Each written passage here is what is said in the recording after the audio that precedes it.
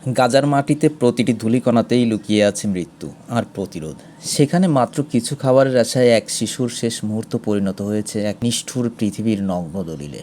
গত 28 মে দক্ষিণ গাজার তীব্র রোদে প্রায় 12 কিলোমিটার হেঁটে এসেছিল হাড্ডিসার ছোট্ট আমির। তার গায়ে ছেঁড়া জামা, পায়ে কিছুই নেই। লক্ষ্য ছিল সামান্য চাল আর ডাল সংগ্রহ করা।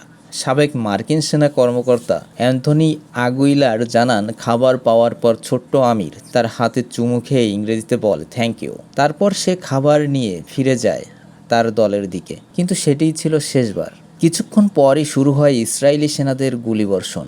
মরিচের গুঁড়া, কাঁদানে গ্যাস, স্ট্যান্ড গ্রেনেডে ছড়িয়ে পড়ে ভয়াবহ পরিস্থিতি। ভয়ের ঘূর্ণিতে দৌড়াতে শুরু করে আমির, কিন্তু তার সেই দৌড় থেমে যায় গুলির শব্দে।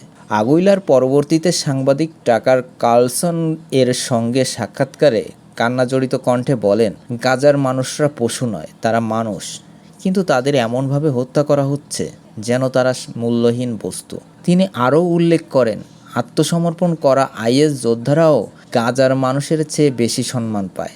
জাতিসংঘ জানিয়েছে, ইসরায়েল 2 মার্চ থেকে গাজায় খাদ্য, পানি ও ওষুধ প্রবেশের পথ পুরোপুরি বন্ধ করে দিয়েছে। ফলে পরিকল্পিত দুর্ভিক্ষে ভুগছে গাজার সাধারণ মানুষ। জাতিসংঘ সমর্থিত গ্লোবাল ফুড সিকিউরিটি সংস্থা আইপিসির তথ্যে বলা হয়েছে, গাজার প্রতি 3জন শিশুর মধ্যে একজন চরম অপুষ্টিতে ভুগছে। ইতোমধ্যে প্রায় 150 জন শিশু ও প্রাপ্তবয়স্ক মানুষ না খেয়ে মারা গেছে।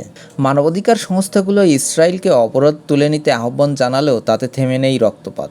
সাহায্য পাওয়া যেন গাজার মানুষের কাছে জীবন মৃত্যুর এক দুঃসময়ের প্রতিযোগিতা। গাজাবাসীরা এই পরিস্থিতিকে তুলনা করছেন কুইট গেমের সঙ্গে, যেখানে খাবারের মানেই জীবন অথবা মৃত্যু। আমিরের এই গল্প একা নয়, প্রতিদিন হাজারো ফিলিস্তিনি শিশু ত্রাণের আশায় আসে, আর অনেকেই ফিরে যায় মৃত হয়ে। এই করুণ দৃশ্যই এখন গাজার মানুষের প্রতিদিনের বাস্তবতা।